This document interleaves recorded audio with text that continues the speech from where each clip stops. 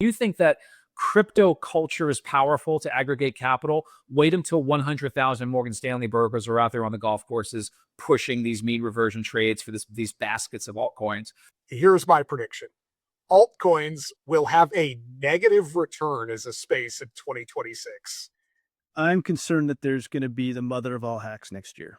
Is the Trump administration, I know they're pro crypto, are they pro DeFi? I think AI is still crypto in 2022. You have people being like, all right, welcome everyone to another episode of Bits and Bips. This will be our last one for the year of 2025.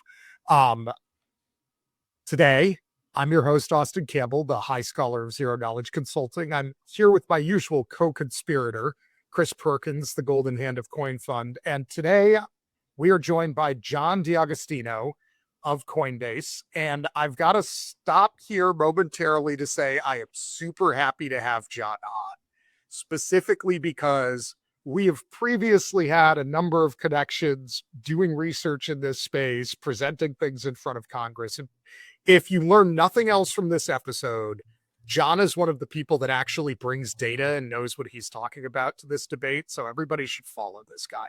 Now, on that note, disclaimers first. Nothing we say here is investment advice. And in general, don't take investment advice solely for podcasts. Check unchainedcrypto.com, Bits and Bips for more disclosures. And we'll get to predictions right after a word from some sponsors. Mantle is launching the Global Hackathon 2025 to accelerate the future of real-world assets. With a $150,000 prize pool, backing from a $4 billion treasury, and direct access to Bybit's 7 million plus users, this is the ultimate ecosystem for builders. All right. Welcome back, everybody. I promised you some predictions, so let's start with those and get moving off the ground. Chris, myself, and John have not shared these with each other beforehand. So, one, there's a non-zero chance that we either predict the same thing or directly oppose things, which will be hilarious. But two, you will get our genuine reactions. We have not shared these as of yet. So, Chris, I'm going to give you the choice. Do you want to go first, or do you want to pick one of us to go first? I think we should have the guest go first. I mean, he's here. We have to give him the honors, right? Works for me. Okay. All right, I'm gonna dive in with a juicy one for you, Austin. So a major global brand, its own economic system. So think Disney, Amazon, something like that, which powers its own kind of tightly coiled, sticky economic system, will announce a stablecoin in 2026. So you will not be able to, though it'll be optional, you'll be able to use fiat, but you will be strongly encouraged to use either Amazon or Disney or Netflix's or some other economic systems stablecoin as value transfer within that system. And we'll see how sticky their brand actually is. Might be Temu, I'm not sure. That's my first one. John, you didn't mention X, Twitter. It's in there. It's in there. All right. I just know how is the way you engage with X value transfer. I think it has to be a brand where value transfer is the core of its economic model, and versus data transfer. And then we'll see if people are willing to deal with the friction associated with moving into stables writ large, not crypto natives, to stay in that economic system or reap the benefits of it. So is this a front to back, like building their own infrastructure, getting their own, No, they're going to use Coinbase. They're gonna seriously, are they going to? Is it white label or is it like they're going to outsource it? They're definitely outsource it. Yeah, well, I was going to pile in to say I think legally they have to outsource it, right? Like if you read Genius, these companies are technically prohibited from launching their own stablecoins if you're not a financial services company. But that doesn't say anything, John, to your point about, say, take Starbucks, for example, right? As somebody who's dabbled in crypto in the past, they could easily go to a Coinbase, like a Circle or like a PayPal and simply adopt the stablecoin that somebody else has, like maybe put their name and brand on the front of it. Yeah. But if you're not legally running the thing, like you're not managing the reserves, you're not handling the payments, then it's probably kosher under Genius because they have a very clear definition of what the issuer is. And so to unravel this a little bit, maybe for people who are not familiar with US payments. When you currently go to somewhere like the deli and you tap a card to pay, there are like 3 to 4 different people taking a cut out of that thing, depending on what you've done, right? Like you have the issuing bank, you have the acquiring bank, and you have the card network itself, all taking money out of that. And I say 4 because sometimes they're also paying rewards back to the consumer, depending upon the card. And those margins for retailers are significant. Those could be 2 to 3 percentage points easily. And look, for somebody who's selling like extremely high value legal services, like that margin is kind of irrelevant. But for somebody who's an extremely high turnover business, like John, I believe you referenced Amazon, where their margins can be low single digit percentage points, capturing any portion of that is transformative for the business. So if we're thinking about core economic drivers, I agree with you. Counterpoint, I want to throw this back to the two of you. Do you think that is actually a 2026 line item, or is this the classic case of getting a UI UX people will adopt, getting everything buttoned down, getting everything implemented will push it into 27? So, John, I want to ask before we get to that, you guys just made a huge announcement about people being able to brand their own stablecoins using your kit. And is this what you're talking about, essentially, that business line taking off? I think well, it's you can argue that, or you can argue that we felt the need to announce it because we see this coming, right? I think both are true, quite frankly. But Austin, to your point, the safe bet is that it'll believe. I guess I'll refine it by saying the announcement will happen in 2026. Whether implementation can occur in 26, I'm not sure. But I think you're right. I think that'll take longer. So unless it's a Q1 announcement, I don't think we see it go live by Q4. But I'll stand by an announcement in 2026. I totally agree with you, John. I think it's a no-brainer. I talked about it last week. Stablecoins are the new net interest income. Today you're not making money on those payments, and someone's capturing that interest. If I imagine as you start issuing your stablecoin, you're going to capture a share of the net interest income. It makes sense for any business model you're in. So, I totally agree. I guess to me, this is just an obvious, next step in the industry, like very, very linear. We all knew this was coming. So I think the question is timing. So my question then is my first prediction, how big is the stablecoin market by the end of the year next year? That's a question, not a prediction. I have my number, but I want to know yours. You can't offload your prediction. I want guess who first. I have my number. Chris is in the eternal trader move of no, you make the market first. I'll give you my number. My number I think is a little bit weak, but I'm going with 600 billion, which is about, I called 500 this year. I was wrong. We ended up around 310. Austin, correct me if I'm wrong, 310 billion. I think it doubles next year. I'm just going to round it and say 600 billion. I think years after that, it goes vertical, but I'm being a little bit weak, I think, this year, saying 600 billion by the end of next year. Thoughts? My number for the end of next year, what we would traditionally call stable coins today, is probably about 500 billion. But the lurking variable within that is we don't know what's going to happen with people potentially tokenizing their own balance sheets. And that number for some of these things can be exponentially big. Right? Like, good example.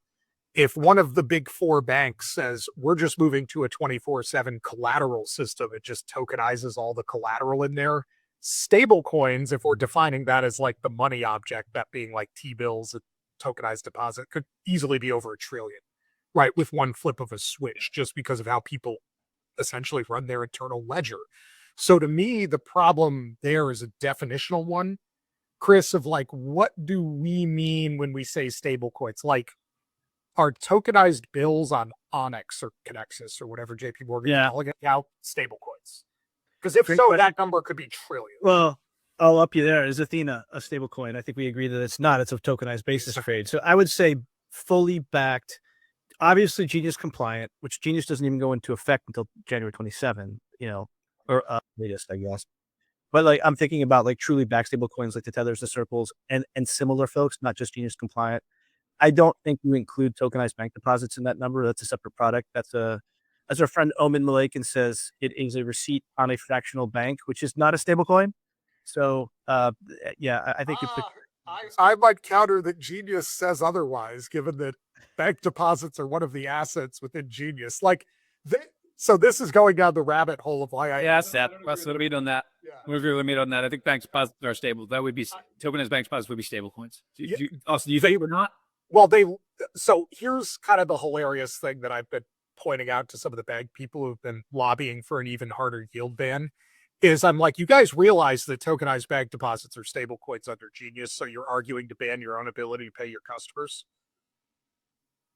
Right. And so like, I didn't know the banking industry wanted Reg Q back that badly. That's news to me. But yeah, like, guys, tokenized bank deposits are a fully permissible asset under Genius, meaning I could have a stable coin filled with 100% tokenized bank deposits. So if I wrap my tokenized bank deposit, put it on a blockchain, in a literal sense, that is probably a Genius stable coin.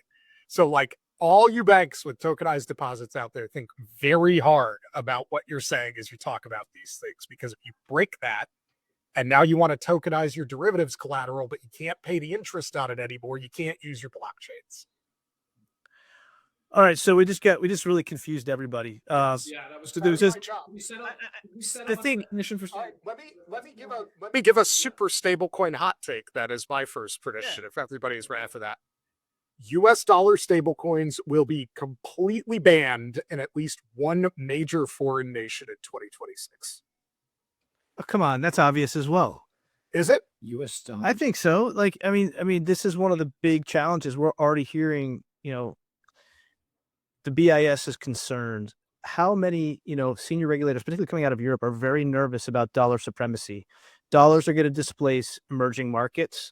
It's taking an avenue of control away from leaders that maybe shouldn't be leaders. I think this is a no-brainer, and I do think you're going to see dollar stablecoins banned. Well, let's go. Let's take it further. So, Austin, would you refine it by saying, is this going to be a Eurozone country? I think it's best for the developing world. I would say the Eurozone are the most likely sets of candidates because they seem super happy to get into a fight and attempt to ban technology in all forms right now. So yeah, probably Eurozone. My number two is China. Ooh, that's super. Right. Yeah. Again, And I also think across the developing world, like Africa, it's gonna, it's hard, but it's. I'm not sure from a currency standpoint I would classify anybody in Africa as a major player. Brazil would count. Fair enough. Yep. But my punchline is, I think somebody would call it the G12-ish range is going to ban U.S. dollar stablecoins because exactly, Chris, as you got to, these things give their citizens a way to get out of the local system and hold dollars instead, which is not just important for the FX. That part matters. In fact, it matters even more in the developing world. But equally so, it gives people a way to get out from like legal norms and rule of law. Because let's say I'm in Europe and I say a bunch of things that people don't like and they want to hit me with a massive fine under some of their essentially anti-free speech laws. Well, if all of my money is in a dollar stablecoin, do you think a U.S. court is going to be responsive to that under speech grounds? Probably not. And that sort of like challenge to sovereignty, I think people are going to essentially, a little bit like what's going on with speech, have a reckoning with how the internet actually works. Which is to say, if I'm in, let's pick a country, Germany, do I get to tell the Americans how the internet works in America just because a German used it? I think if the argument is protection against capital flight, I think there's a higher probability of China doing it than Eurozone. That's when the China prediction comes in. Yeah. Yeah. I mean, that's if China does that, then I think the probability of them either soft or hard moving on Taiwan goes up materially in sync with that. I mean, that's a total rejection of bilateral monetary relations. And then I think the probability of it, I was thinking about that being one of my predictions, that China does a soft or hard move on Taiwan in 2026. I backed off on it because I think they're going to wait until our chips manufacturing is at a point where us retaliating doesn't make economic sense. But I think I'll add to yours. If they do what you just said they'll do, I think they move on Taiwan in sync.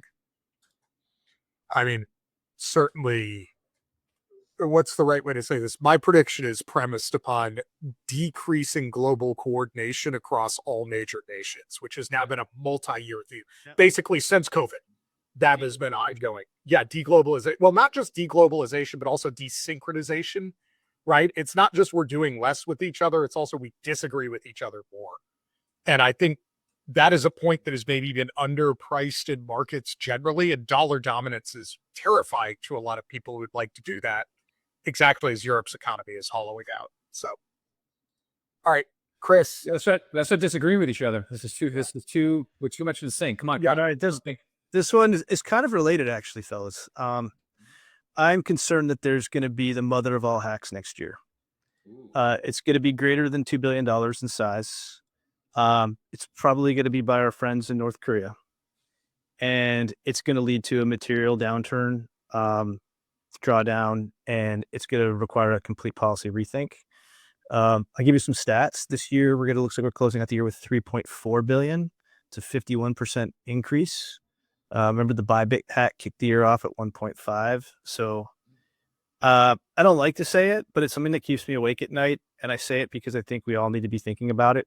It's the one thing that's going to derail. Like, we have so many good things coming together, except for price, but it's the one thing that like keeps me awake at night. John, I know that you guys just sorted through that $400 million issue you had. I don't know. I hate to start with bearish themes, but that's one thing that I'm worried about. Some hack greater than 2 billion. Forcing a major rethink. So let me agree and disagree with you. So I agree with you that there's a high probability of a major hack occurring. People are really underestimating the importance of having a nation state backed group like the Lazarus Group that is able to act with impunity. I mean, when I was reading about them recently, I called up my buddies at MIT and I was like, hey, are they just smarter than everyone? And they were like, no, they're like, they just get to act with impunity. Like they're nation state backed. They don't have to worry about getting arrested. Obviously, we have hackers in the NSA, but I don't think our hackers are trying to kill specific companies and rob money. So they're the only large scale nation state backed hacking group that has the support of the government. So I'll agree with you there. High probability of a big value money hack. I disagree with you that a money hack will disrupt much. What I think disrupts more are hacks like the Panama Papers, where information about, so if the hack includes data and information about people using crypto in nefarious ways, not just loss of value, then I think we have a big structural problem. If it's just people lose money, we're not a sympathetic audience. Let's be honest. Yeah. Nobody cares if crypto. But we also have trillions coming on chain, and that's the difference. Is, as you have the. So I agree. If it's moms and pops and dentists and doctors who are touching crypto for the first time, then it's a problem. If it's a hack that information of nefarious activity is revealed, then it's a problem. If it's just a bunch of crypto natives having the Bitcoin stolen, nobody cares. Nobody cares. But I think that's the problem. Yeah. It would have to be one of two kinds of hacks for this prediction to be true. One is, for instance, one of the big ETFs, right? Like if everything gets stolen from like Bybit or FBTC, that is an existential event. Dentist, I agree. The other one would be somebody actually compromises the smart contract keys for one of the major stablecoin issuers. Because like if I hijack Tether and could just mint 3 trillion of Tether and go buy everything, right? Like you have a very big problem. In fact, back to Omid, he and I had this debate on Bankless at one point where I was saying, I do not think the current crypto market infrastructure works for tokenized real assets because we've created a huge single point of failure on issuer security, right? Because like, I want to be clear. I think they have very good security, but if somebody compromises Tether's smart contract keys, now what? Yeah. Right. All right. That's my last bearish one of the day. Well, so I want to, what's the right way to say this? Take that in the opposite direction to throw one out. Then we'll go back to John. Part of what many of these discussions reveal is that these issues are vastly more complex than people realize. And as you start, call it descending down the stairs, it's like, oh, I'm in the basement, and then basement level 2, and then basement level 3, and then basement. How many basements are there? So one of my predictions for 2026 is clarity will not pass in the United States. And I think it will not pass because as Congress continues to educate itself here, this stuff is just way too complicated. John? I think if it doesn't pass, it will not be. I'm trying to disagree, but Austin knows the team better than me. But I do think this. I think that if it doesn't pass, it's not because it's too complex, because I think they pass things they don't understand all the time. I think if I were to agree with Austin and not passing, I think it's because the Democrats have momentum right now, and I think serious momentum. And in fact, I was interviewed about 2-3 weeks ago, and I was asked about the price action in crypto, and I said the only thing I see that's different between now and 2-3 months ago is growing confidence in Democratic momentum down in DC. So I'll say I tentatively, I won't disagree with Austin because I just don't know the political scene as well. I hope that's not true.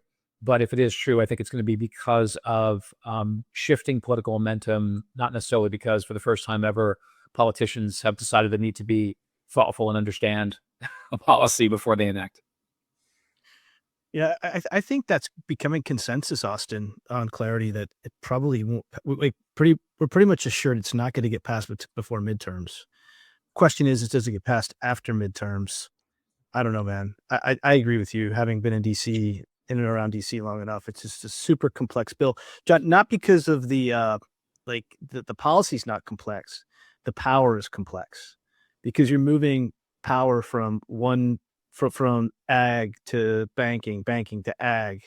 It just makes it a lot harder. And we saw how hard Genius was. So I tend to agree. I think the question that I would come back to you with, Professor, would be modular, right? Instead of getting one big, beautiful Clarity Act, are we going to get pieces of it? Are we going to get, are we going to break it up? We asked Patrick on that, Patrick Witt at the White House, and he said, we're not considering that yet. There's probably going to be a time when they pivot to modularity. Do you think that's possible? And if so, is a taxonomy that we focus on? Yeah, I would say, one, I will remind everybody that the White House said that we're not separating market structure from genius until they realized, well, we could definitely get genius, and if we attach it to market structure, it's not going anywhere. That was when you make that deal. So I do think there's a chance you do that. I would tell you, I think the least controversial part of clarity is actually the taxonomy. I know a lot of people in crypto have views about it, but there's something in there that is good enough that Congress could get to that I think we don't have a problem with. I think the parts where there's going to be like really severe heartburn and the political dynamics get exceptionally gnarly are around how do we define DeFi? Like, what is that? What is control? Where do we draw the boundaries? And I would tell you, I don't think there's consensus there. And part of my complexity one is, you had people propose some things that facially were like, oh, we think this works and it's simple. And then you get things coming in horizontally to the debate that you didn't even expect. Like, what do you do when a web browser company suddenly shows up and goes, wait, why the fuck do you think we're a money transmitter? And they're like, well, we didn't mean that at all. And they're like, that is what you wrote down. And then the whole debate, the wheels just come off. So I think DeFi is going to be really hard because step one is what do you think you mean when you say DeFi is a very complicated process. Two, the AML KYC debate is broken, right? And I say that because you have the banking faction who wants everybody to have to KYC everything, not because they think it's the right policy, but because that's the best way to protect their current walled garden, is force other people to like hammer into that shape so that you can't do new things that they're not intermediating. You have a bunch of, I'm going to call it crypto natives, who don't want KYC at all and are strongly opposed to all of these things. And then I would say you have a bunch of like tech and intelligence people who are like, actually, we like blockchains for open source intelligence reasons, and maybe we should KYC less things, but have more information transparency. And all three of those groups disagree with each other. And none of them, I would say, have a majority opinion, right? And so that makes it very hard to move that bill because we can't set an AML KYC standard for interacting with things on chain, right? Like that just becomes an absolute blocker. So if you're thinking of modularity, the token standards, I think, are pretty doable. And any requirements you're going to attract or like attach to, call it centralized entities like Coinbase, the exchange, for instance, or like crypto custodians, probably more in the realm of doable. Yeah, the AML KYC, I agree with you. It's becoming increasingly intractable. There's a wide disconnect, I see. It's funny. I flew to Dubai a couple weeks ago, and for the first time ever, I didn't take my passport out of my luggage the entire trip. I did biometrics in the U.S. I've been doing it for years in the UAE, but the first time ever came through U.S., went through global entry, en route back, pure biometrics. So I was shocked at the market jump in modernization of TSA, AML, KYC, know your citizen at least. And it seems like, and Austin, you're the first person to put it this way. I was wondering why sort of the traditional financial sectors had stayed so analog, remained so analog around it. By the way, it's not just the US. I sit on Cayman boards. I have to go to notaries a couple times a month. It's an unbelievably arduous process. And you're the first person, Austin, to kind of point out the obvious, which is that that's a feature, not a bug, of protecting that moat. So that it seems like we're a long way off, just philosophically, from being comfortable with it, and then the technology has to catch up. So I tend to agree that we're not going to cross the AML KYC hurdle here in the US for a very long time. I think, and Chris, I would be super curious about your opinion on this, but I'll say it this way. I actually think the divide that will eventually break that logjam is not between the crypto people and the banking industry. It is between the national security people and the banking industry, where enough NatSec people are going to get annoyed at how analog this is and how hard it is to see things while they see things like Lazarus happening. That it's one thing for you to be a bank executive in Washington arguing, well, those crypto people are untrustworthy. Look at all those scammers. Like, why would you let them set the standards? Fine. Very different argument to have, like, oh, I don't know, senior folks from the intelligence agencies on the other side of the table saying, actually, you guys are damaging U.S. national security by not doing a good job with this information. Those are two very different problems. Yeah, I tend to agree. I think DeFi is going to be really hard to get done. So they're going to probably have to carve it out. The other issue that we didn't talk about was two other issues that are stopping it from going. We talked about in the past. They just hate Trump and they don't want to give him anything. And, ethically, they want to address ethics, big problem, and then stablecoin interest. So, yeah, I'm with you on that prediction. Is the Trump administration, I know they're pro crypto, are they pro DeFi specifically? Is that nuance teased out in your understanding? I don't think there's coherent, I guess, focus on DeFi. There's a lot of agendas. In and around how that policy should work. I think if you talk to the executive office and like the Patrick Ricks of the world, they get it. They want to make it work in a thoughtful way. But I think there's a lot of agendas, both Republican and Democrat.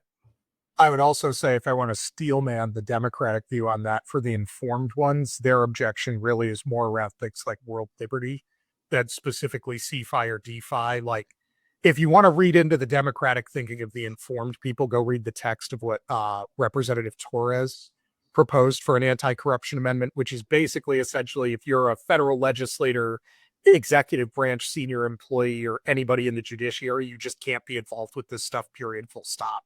And then there's also an attachment to family members, which, I'll be transparent, I've given them feedback that's way too overbroad, but you could definitely put a thing in there about like acting in concert or delivering benefit to. You can't just capture all family members, because like if a senator has a brother who hates him and that guy gets elected to the Senate, you can't ban that guy's activities. Yeah, it seems like we'll have kind of clarity around how we expect our politicians to engage with crypto faster than we'll have clarity around how we expect our politicians to engage with the stock or credit markets. Like that's kind of funny, right? I mean, because as my understanding is there are not clear rules, right? Which is why the Republicans accuse the Democrats of front running markets, and the Pelosi indicator and all this. And I know there's shenanigans that go on, but I'm sympathetic because it doesn't appear that as a society we have codified rules around how we expect our government officials to engage with capital markets. So it's funny that we're going to lean with crypto. That's what we've been telling him. Yeah, you got an ethics issue, but it's not a crypto issue. It's an ethics issue. Address it across products. And another good reason to maybe modularize things. I'll tell you right now, I think it would be a hugely positive thing for the United States to just have a generic, like, federal and congressional sort of ethics bill around all of this stuff, because it shouldn't be the case that somebody can launch the Nancy Pelosi ETF and massively beat the market, right? Like, something is wrong there when that's happening. It is kind of weird. I mean, every company I've ever worked for has pretty clear personal trading rules. Like, it's not like there's not enormous precedent around this. Just, go grab whatever Goldman Sachs is doing and just implement it for Congress and Senate. But but crypto will lead the way. That's wonderful. Yeah. Regulatory clarity for equity and credit vis-a-vis crypto. All right, let's John, let's do one more prediction of yours, and then we're gonna have to do one more roll of ads before we keep arguing. I have an anti-prediction, meaning I'm going against Twitter conspiracy consensus, and I will say none of these three things will occur in 2026. It's a prediction because everyone seems to think they will. So none of these things will happen. We will not achieve AI general intelligence. Quantum computing will not be a scalable, viable threat to crypto or any form of any form of substantive crypto cybersecurity. And alien life will not be confirmed. Those are my three countercultural predictions from at least the Twitter algorithm. But my algorithm is full of people claiming this is absolutely certain. None of it's going to happen. Deal with it. All right. Well, I am on the record as being a pretty deep AGI skeptic, saying I think people are misunderstanding how these models work. So I am definitely on board with that one, right? Like I think the problem we have with the AI debate right now actually is a little bit like the problem we were having with the crypto debate in 2022, which is to say you have people making fantastical claims that this thing will reinvent every single thing in the world and replace everything forever, always, and other people saying it's a flaming tire fire that will destroy humanity, and with nobody in the middle or with a nuanced view other than like tens of people at the time. And I actually think a lot of that is washed out in crypto, and we're starting to have more granular discussions, which is good, but it took us like 4-ish years to get there. I think AI is still crypto in 2022. You have people being like, AI will run everything, agents will do everything, there will be no jobs, like it's all over. And then you have people on the other side being like, essentially the Paul Krugman, like, I don't see how this is better than the fax machine type critique. And the truth is somewhere in the middle, which is like, if you understand the functional process of an LLM, there are certain kinds of brute force tasks that are not super accuracy demanding where they're incredibly powerful, like incredibly powerful. They will have transformative effects in those spaces. They are very good at some levels of heuristics. They're very good at being approximately right. And they're very good at doing that at scale and finding connections between data sets that might not have otherwise been found. But the idea that you can take that, which is essentially, call it a scaled sort of like super librarian, if you will, and generate totally new forms of intelligence from it, like citation needed. That's the old math gag of like, first this happens, then a miracle happens, then this happens. It's like citation needed for this step, guys. Right. And I'll just say, if people want to send it to me, great, but I've seen no evidence so far that any of the LLMs are falsifying the prediction of it gets harder to get gains as they get better. And while they're very good at finding links between data sets, they are not good at generating wholly new data or new ideas. And you need that for AGI. They're not creative. Yep. I am excited about quantum. I'll be honest with you. I've been starting to dig into it a bit. And I think when you bring AI together with quantum, you're going to be able to accelerate. You know, people have been studying quantum for a long time. I think I was looking at Columbia the other day. They started in like 1909. They've had a Columbia program focused on quantum, but I think we're now starting to see some acceleration. And I don't think that, ubiquitous quantum capabilities are going to be online in the next year or so. But I think, as we get towards, a few years from now, 5 years out, it's good to start thinking about it now. Like other technologies, it's not going to be good or bad. It's going to unleash amazing compute, incredible iterative modeling. You're going to see a lot of diseases being cured that we didn't think were curable. And there's going to be some bad parts to it too. But I do think it's starting to accelerate. Not next year. I mean, I think the other question with quantum, sort of back to John's maybe original point earlier about the hacks, is like, is Bitcoin really the thing we're worried about? Right? Like, if we can break encryption as we currently use it, there are much more valuable targets than Bitcoin. Like, this is sort of being like, I have created a device to become completely invisible, and I'm going to use it to steal candy from Target. And it's like, what are we doing? Yeah, the analogy I keep thinking is it would be the equivalent of teleportation. Right. That would be it. So if tomorrow teleportation was a real scalable thing, then locks, doors, all types of physical security, everything goes away. Right. Our entire way of thinking about physical security is completely transformed. The last thing we'll be worried about is I guess you worry about like theft, but you worry about personal physical safety, first and foremost. And so that's going to work. I think what I look at, I'm lucky to for AI, for AGI, I'm lucky to sit in this position where I'm a fellow at CSAIL at MIT, so I get to hear what they're saying, and it seems that for both qubit production on quantum and the way AI is growing, they're suffering from the same thing that I've seen every bad trader suffer from, which is this linear interpolation of recent trends. And it's like, maybe it's just beaten into me, Chris, and also because I've seen it, people fail in trading for so many years, just taking that short-term data trajectory and expanding it out. Like if that's true, the human beings be running a sub 1 second 100-yard dash. Correct. Right? But as we all know, it just gets increasingly harder to get that marginal unit of return. So I just see them falling into this, and then also the marketing gimmickry, and like also you mentioned before, like these two camps of it's going to change everything, it's going to kill us. I actually think those two extremes are towards the same marketing goal, because what better way to get you to invest in my thing than to say, oh my goodness, if we don't stop it, it's going to kill everyone, right? That's a very important thing that you absolutely need to invest in. So I think the fear mongering and the hopium are kind of the same silliness. And the end result is, like you said, which is massively transforming some industries, definitely transforming how we do certain things, freeing up time in some areas, increasing the amount of time we have to devote to other areas. But and I'm not a Paul Krugman on this at all, but this notion that, again, massive unemployment in the near term, in the next, like, let's say 3 years, beyond that, who the hell knows, is just kind of silly. I mean, it's kind of like, as a final thought on that one before we flip to the ad, the personal computer did not destroy the economy. It may have transformed a lot of jobs. It changed how to do things. But And the calculator did not, accountants didn't vanish because of the personal computer. Mathematicians are not gone because of the calculator, right? It will just change how jobs work. So, all right, on that note, let us go to our ad roll here, and then we'll come back and argue about some more predictions. Mantle has entered a new phase as the distribution layer connecting TradFi and on-chain liquidity.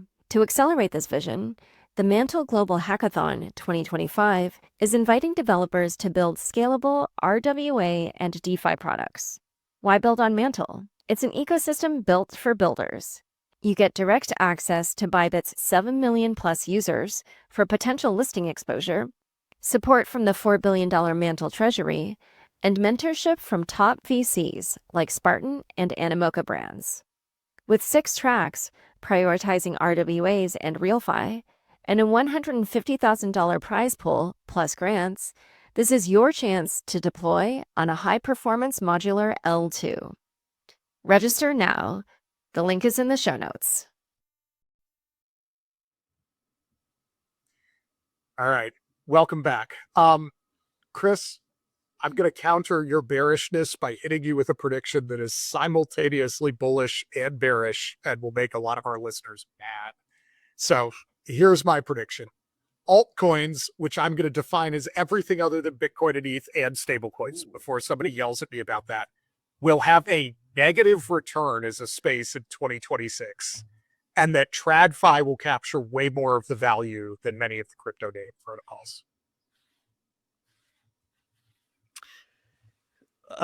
Depends how you define it, right? So I think everyone agrees that alts are having a rough go. I think based on the index you used, they're down about 60% year over year, depending on your definitions of alts. We've always known that you can create tokens out of anything, and a lot of them have no worth. But I think you're right that there's going to be a return to fundamentals. I don't see, like, it's hard to group them into this huge monolithic group. You have to look at each project individually. What is its utility? And I think that discipline of looking at fundamentals is going to drive dispersion in the price and the value of these altcoins. So it's like easy to say alter this, alter that. I do think that you're going to see derivatives onshoring in 26. Remember, Gary Gensler, we talked about this. He forced all derivatives offshore. Next year is going to be a battleground for derivatives in the United States. And one of my predictions correlated to this, Austin, is that US will gain market share. CME will lose market share onshore. Okay, like right now, I'd say, they're a very small part. I think they're just a tiny amount of the global volume, so we can go through them if we want. But I think they're going to face very, very tough competition from our friends at Coinbase. You're going to see the Asians marching in. I think Binance returns. I think OKX comes on strong. So it's going to be the battleground. Why is this related to alts? Because the alts with functional futures will win. Why? Because again, as we're seeing institutions enter the space, they need to be able to hedge. They need to be able to trade basis. That basis is going to be ETF versus future, DAT versus future. Futures power alts. Alts with futures win. Bifurcation of value between the haves and the have-nots in the alt space. I think part of the other problem, though, like as I'm looking at why I believe this, is two things. One, back to thinking about fundamentals. A lot of the design of tokens and protocols was a counter reaction to the nonsense from the SEC over the past 4-ish years under the Biden administration. But now we're starting to have a reckoning with the compromises that were made there as people can start operating. So look at the drama around Aave right now as an example, which is if we come to a place where it's actually the token doesn't really give you any meaningful rights and the revenue can just be taken away, then the appropriate price for most of these tokens is way lower, right? Way, way lower than it currently is. And the problem that you will run into is while crypto natives have had some sort of, call it, community / mythological / ethos belief around tokens, TradFi people don't share that. And so they're not going to be coming into this space and saying, hey, the way to do things is buy a giant stack of Aave and introduce governance. No, they're just going to build their own bar-led protocols. And so I think we're going to hit the rubber meeting the road on what is a token, what rights does it have. And I think for a lot of these things to survive, they're going to have to transform into much more equity-like instruments that grant people actual legal rights, right? Because again, the days of the, call it, valueless governance token are probably coming to an end. Now that and there's been a string of these, right? Aave is not the only one. Look at the Axelar takeout, right, by Circle. And you can see these things starting to emerge of the differential interests between the operating company and the token holders are really becoming an issue. Okay, so I'm gonna hedge a little bit and say that I think everything but Bitcoin lumped into altcoins is a challenging heuristic. So Solana, I'm assuming, so you don't equate Solana with sort of a meme coin, I'm assuming, right? Or are we thinking of it? I mean, I will tell you right now, the only thing I would confidently carve out there is ETH and the major stable coins. I think even if you include Solana in the space, it's probably a negative for Okay. So I'll disagree with you on Solana because I think that Solana is going to be the architecture for a major U.S. equities exchange to start experimenting with on-chain equities. I think they'll use Solana because, ironically, meme coins proved the resiliency of that infrastructure. Okay, but hold on. I'm not disagreeing that will happen. I'm asking, does the value then accrue to the token? I think it does, and not because you're not. I think you're right about the fundamental value. I think there's two other forces I think that are countering it, with three. One is just mean reversion. People love mean reversion trades. I think that's one thing. But for mean reversion trades to work, you need capital flows. I think there's going to be a full series of ETFs and access vehicles, and there'll be, for the first time ever, there'll be an army of brokers selling them and shilling them. And if you think that crypto culture is powerful to aggregate capital, wait until 100,000 Morgan Stanley brokers are out there on the golf courses pushing these mean reversion trades for these baskets of altcoins.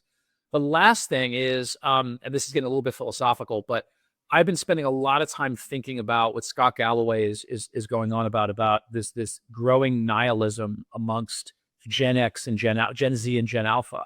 And I'm seeing him. I do a lot of public speaking because this book that was written about me is really popular with college kids. So I've spoken to my nephew's fraternity, and I get 25, 30 college kids a month reach out to me because they still love this decade-old book. I sense it from my conversations with that generation. So I think that and if your members don't know, Scott Galloway and Scaramucci and others are talking about this problem affecting not just young men, but mostly young men who, summarized by financial nihilism, they believe that there's no that inflation beats interest. So this whole idea of saving and compounding, you cannot work your way out of a debasement, and therefore there's no hope. Even if you get a decent job, there's no hope. So you might as well just ape into some shot. You might as well just gamble away some shot. And he ties it to the sort of gamblification and financialization of all assets.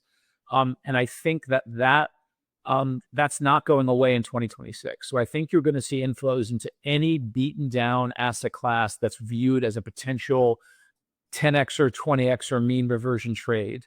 And I think there'll be easier access vehicles for altcoins. And I think you'll see more nihilistic Gen Z heading into these trades. I think it's what's driving silver right now. I think the memification of 10 potential 10xers, I think that zeitgeist is not going away. So, John, what's the next meme, man? What's the next memification? Sober and thoughtful, triple tax-free bonds in New York State. Like that's. I thought it was gonna be Coinbase equities. No, all right. Sorry. Just one quick thing on that. So I hope that the everything app, I hope it starts with high quality assets and then it filters down. I think people should be allowed to buy whatever they want, but I think if you lead with idiosyncratic, high volatility assets, you increase the probability of a micro or macro blow up in the building stages of that market, and then things get complicated. So I'm hoping for on-chain gold, on-chain crude oil, on-chain large cap US equities, on-chain Bitcoin, and then you get the benefit of that all at scale in one place. Yeah. So Austin's saying that securities, he sees more value accrue to securities or security like properties, right? That I agree with. That's what you're saying. I don't agree with it. Part of it is that, but part of it is also like, all right, so it's important to understand the mentality of some of the people here. I was having a late night discussion with a friend about nihilism recently, amusingly. And the important thing to understand is there's not a central meaning there when you're thinking about that. If you look at the behavior of like the financial nihilist sector, they just run around chasing the next hot thing, looking for wins. And sort of part of my thesis here with the altcoins is that's old and dead and gone, and I don't think it's coming back. Like, they're busy fucking around back again in like stocks or like prediction markets right now. And there's going to be something new that we can't predict, but it's not going to be, oh, we go back to that thing only like a year or two later. If those come back around, it will be many years later. That's how retro things work. And so I think part of it is the hot ball of money left alts, and it's probably not coming back to alts because that's not how hot balls of money work. And so when you combine that with the fact that all the people who would normally come in is like, oh, that thing's incredibly beaten down, I'm a value investor, let me go look into that, go, oh, like, is there any value here? Like, if you're a distressed person and you look at a lot of these tokens, you look at that and go, nah, that might be zero. That's interesting. Okay. So alts are so 2025. They're just not again through. It's not forever though. This stuff is cyclical. And again, like, I don't agree with value just accrues to the securities. And by the way, like, securities are no longer a death sentence, right? On the commodity side, it depends how valuable that commodity is and what is its utility, right? So I do think that you got to be a little bit more discerning. But I hear you. And I do think there's going to be a push into that the security-esque asset because we can now. We're not going to jail if we do it, right? All right. Yeah, and that's part of the prediction is now that you can actually do securities, maybe you just want to do that sometimes. All right. So I got another one. All right. So we had 21 was DeFi summer. I'm going to say 26 is M&A summer. M&A is going to be freaking everywhere. So this year, I think there's about 8.6 billion in M&A activity. John, you guys led the way with your acquisition of Deribit. Kraken did, Ninja Trader. I think this M&A is going to be so dynamic. You have a lot of new public company CEOs that want to go buy stuff. That's why they went public in the first place. You're going to have the DAT M&A, two different types of DAT M&A. DAT against DAT, right? you know, whether it's I'm buying a DAT of the same token or a different token, I'm going to dump it. Maybe that's one flavor, but I think a bigger flavor is DAT buying or merging or acquiring foundations and labs. That's the other M&A trend. So obvious to me. You got the trad into crypto M&A. If you're a trad player, many of them, they've ignored crypto for years because the regulators said, don't touch it or I'm going to get you. Now they're like, uh-oh, I got to catch up. So trad into crypto. And then you're going to have crypto into trad because people like Austin are saying you need to have those securities capabilities. You need to have that equity infrastructure. So going both directions. And then the last flavor is I see offshore coming onshore to buy things. Asian exchanges and players, you know, European perhaps coming onshore, where you're going to hear some CFIUS debates. But like, I think it's going to be M&A, M&A, and M&A in 26. What do you think? So I think you're right about the DATs. I think the DATs, I'll add, I think the DATs that are in a position where they have any sort of lifeline, where they have a year or more of run rate and they have any capital available, they have to go by cash flow. Their business models are non-sustainable, right? They're burning for every, say, 100 million of assets, they're burning somewhere between $5 and $10 million a year to keep it up and running. Staking doesn't cover that. Staking, unless you can't go into the really risky stuff if you're a public DAT. So they're just non-economic.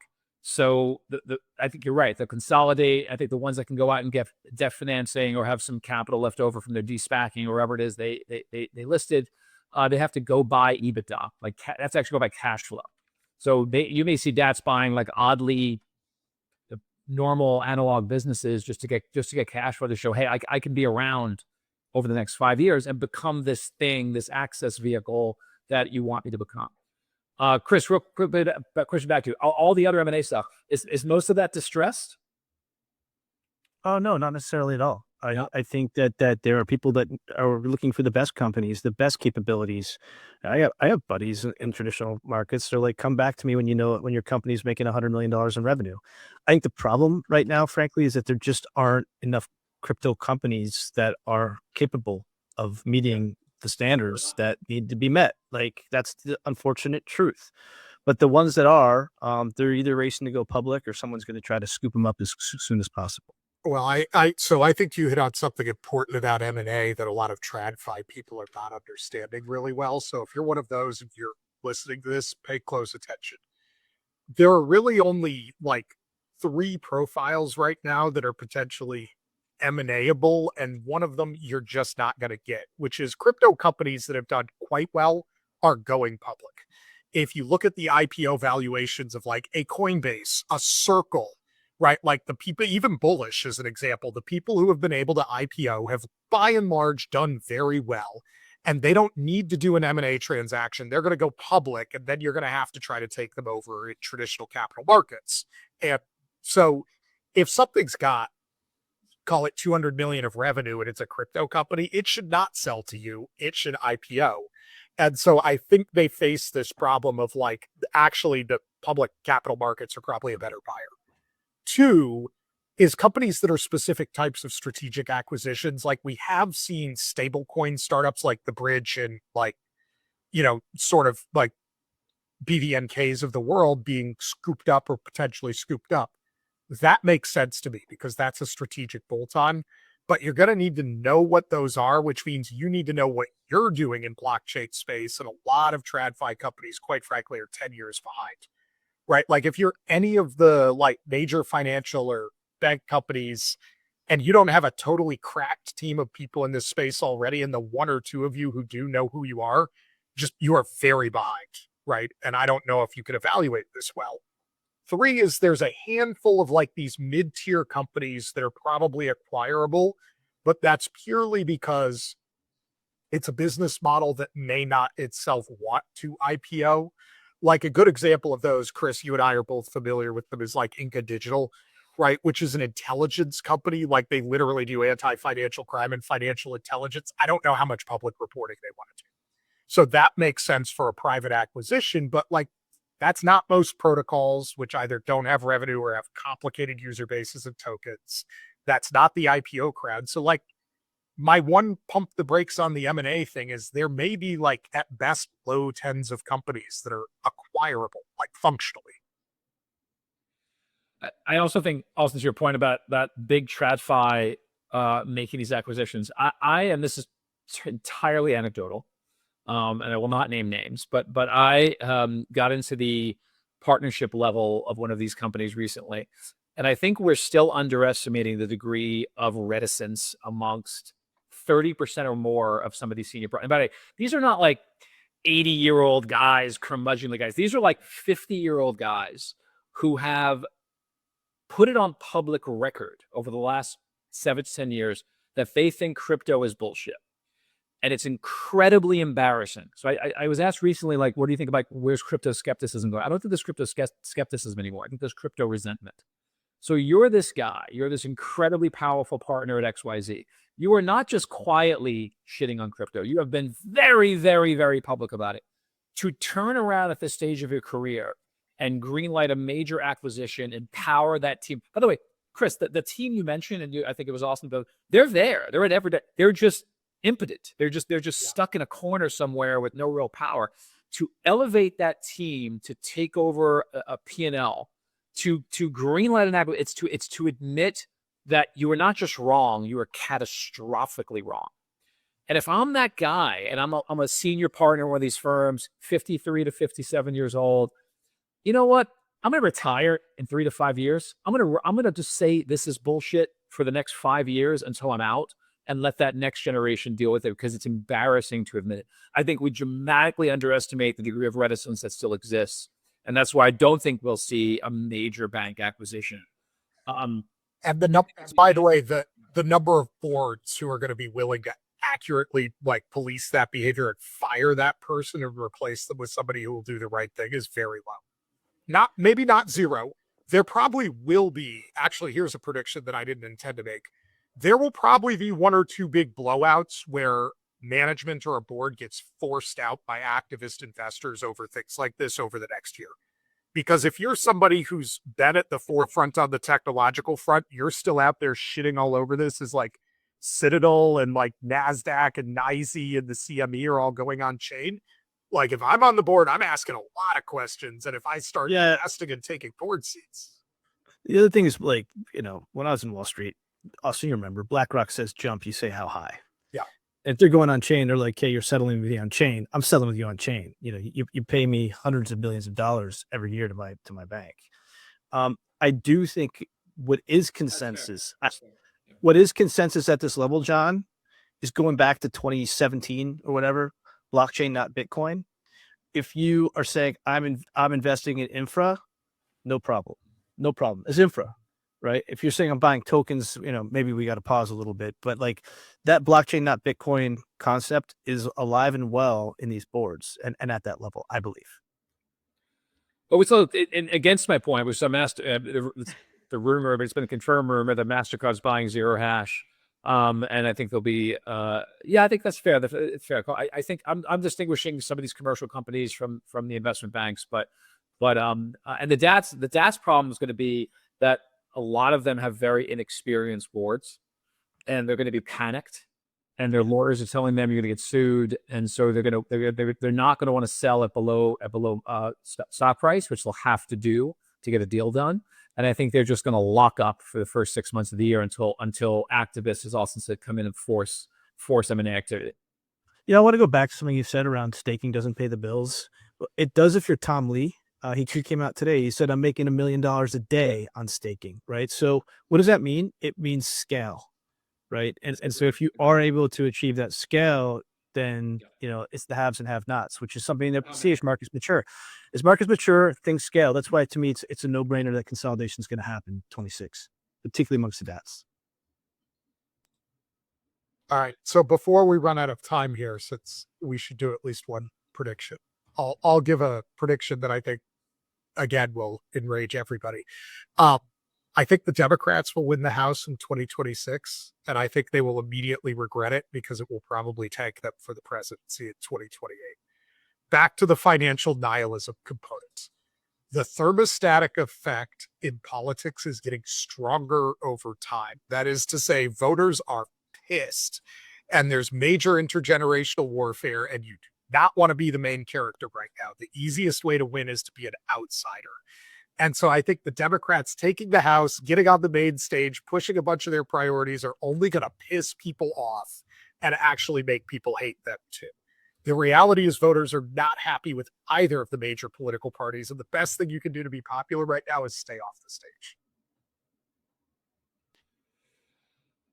I agree that there's no short-term political solution that can solve the problems that are enraging most Americans, particularly around inflation, particularly around affordability. It does appear that the short-term political actions will exacerbate those issues. And whereas before, I think you could spend your way into a good stock market and mollify people, I think those days are gone. And so it's damned if you do, damned if you don't. So I agree that whoever's in power is gonna have the target on their back. And I don't think there's any right. As Lynn Alden always says, there's no way to stop the train. I think both economically, but also culturally. Not to sound too pessimistic, but I do think we will be I think the U.S. will be, as a society, will be further fractured at the end of 2026 than it is now. I'm hopeful eventually there's a turnaround. But I tend to agree, and that kind of plays into my belief that altcoins and other types of idiosyncratic assets will go up as people just make that what the hell trade. But I tend to agree things are looking worse, not better on that front. That sounds to me like it's going to be a really good season for prediction markets. Yes. Oh, I think prediction markets are going to septuple. And I think on-chain lending and prediction markets will both 5x to 10x. Amen. People will want to take leverage, to take risk, and people are going to want to bet on absolutely everything. It's not, I just think gambling, I'm going to that, but they're going to want to make a prediction on almost everything. Lending has to come back. What about NFTs? Are they coming back next year? So I'm going to say something really outside the box on NFTs. I actually think NFTs are going to turn out to be incredibly important, but not in the way they were originally designed. Yeah, I think where they will be important is tracking ownership of things that are currently on either broken, crappy ledgers or things that are not currently ledgered, right? Like if we could just create an NFT for all the cars in America and track those, or like, let's get into luxury good markets and things like that. There's a lot of value to be unlocked there with tokens that are unique and only like transferable in the right circumstances. I just think the initial wave of, hey, we're going to produce programmatic digital art. It's like, guys, those are JPEGs. That's very easy. That was silly. Yeah. I think entertainers, sports teams, venues will start to figure out how to monetize the economic and data relationship with their fans via NFTs better. I think they experimented a bit before. I know like a buddy of mine, Imran Ahmed, who runs this company called The Business of Fashion. It's an extremely influential fashion company. They're going to figure it out. There's ways of it's provenance, which is important. It's data and communication with your fan base, which is important. And then it's that ephemeral, like, I own this thing that Taylor Swift endorses thing, which my daughters love. So no one's kind of got it yet. But it's just so obviously there that it's a great way to engage with your fan base and extract information and provide value back in community. So I think whether it's a sports team or entertainer, I think someone will crack the NFT code and figure out how to make it really, I wouldn't say useful, but really desirable. There's a whole different layer too to this, right? Which is like, God, who is it? I think it's the state of California is putting like driver's license information on Avalanche as an NFT, right? Like, these are just in some ways property records, guys. Right? Like, let's stop overcomplicating it. I agree. Yeah, I think there's some value in social graphing as well, right? So as certain people have certain types of assets in their wallets, it's going to be very valuable data for introducing other types of things that are similar to people of that data set, right? Like punk holders, penguin holders. That's what we're looking at today. In the future, it's like, oh wow, this wallet has X, Y, and Z. I think they would like for me to sell them or airdrop this. But maybe that's privacy. I was in conversations with a NFL team, I'm sorry, a sports team a long time ago, and this idea they put in my head of, okay, you get your ticket stub, which is your NFT, fine, whatever. It's maybe it's collectible, but you could program in effectively a lottery mechanism. And so let's use soccer for example. If you do certain things, that if you use that NFT in certain ways, it stays active and it goes off, and Messi tweets out your name or calls your phone. Who the hell knows? But some engagement component can be written into the contract, and that's extraordinary. That takes entertainment, customer or fan dynamic from static to dynamic over time. And look, I don't give a shit about that stuff, but there's hundreds of millions of people who really do, and they will figure out a way to engage you in your off time with that brand.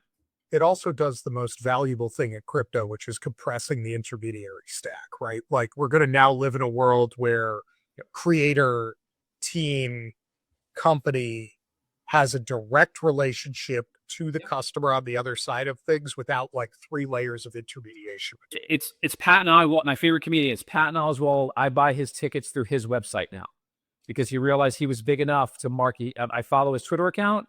I'm going to be in Brooklyn. He was in Brooklyn a couple of months ago, and I bought the ticket directly from Patton Oswalt. It was demonstrably cheaper. I'm sure he's making a shitload more money, and everybody wins. Feels like a business Coinbase could get into, John. I think, well, according we're doing everything. We're updating the whole system. So it's everything. Yeah. All right. Well, I was going to say, let me throw this to you two if you have one more prediction you want to throw out, since we're slightly over time, and then we will end up calling it. So hacking aside, I don't think there's going to be another big blow up in 2026. I don't think there'll be a big crypto bankruptcy, insolvency. I have come to the point where I'm so annoyed. Every time there's a volatility move in price, Twitter goes nuts with like these nebulous, some Asian hedge fund blew up, or a big bank couldn't make their silver margin calls. It's a great way to know who's a non-serious person. Like, look, in the immediate aftermath of a blow up, it's a possibility. But like a week later, if they're still saying there's some big unknown, that's not how these things work. The rumor mill starts immediately. Insolvencies happen right away. I think the probability of a major insolvency, non-hacking related insolvency, has gone way down. I think October 10th scared the shit out of people. I think they de-risked. I think there wasn't a blow up because they weren't over levered. They might have been a little too much levered and they took down a risk. And that's what you're seeing now with reduction in liquidity. But I think the major players have learned their lesson. And I don't think we're going to have an FTX style blow up in 2026. That's one of the reasons they're coming on shore, John. Right? As they come on shore, they're going to avoid all the ADL shenanigans. And that's why I think that's going to be rocket fuel this year with derivatives. Why would I go unregulated if I can go regulated now that I'm allowed to do it? That's where liquidity is going to move.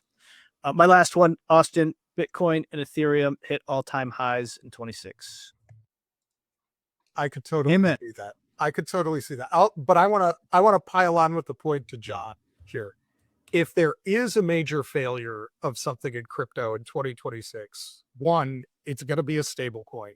And two, which people are really not expecting, it will be because a bank failed where the stable coin held their money. That will be TradFi blowing up something in crypto, not the other way around. People think the systemic risk goes from stablecoin to TradFi. It goes from a bank to a stable. Couldn't agree more. There's been 600 bank failures in the last 5 years, and there's a very high chance there being more. And if there's ubiquitous stablecoin creation, I think it's almost impossible there won't be a bank failure cause stablecoin failure. Yes. If anybody from House or Senate financial services are listening to this, remember, you have to protect stablecoins from the banks. And crypto will get blamed. Yes. This was fun, guys. Yeah. You can try back. And if I'm wrong and aliens are confirmed, we can invite an alien.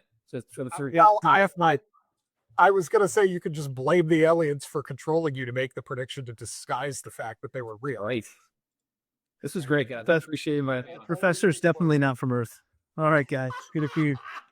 I see how it is. All right. Thank you, everybody. Thank you for joining us for this episode of Bits Bips. Happy New Year. We'll be back in 1 week to discuss more about how the worlds of crypto and macro are colliding. Until then, stay safe out there.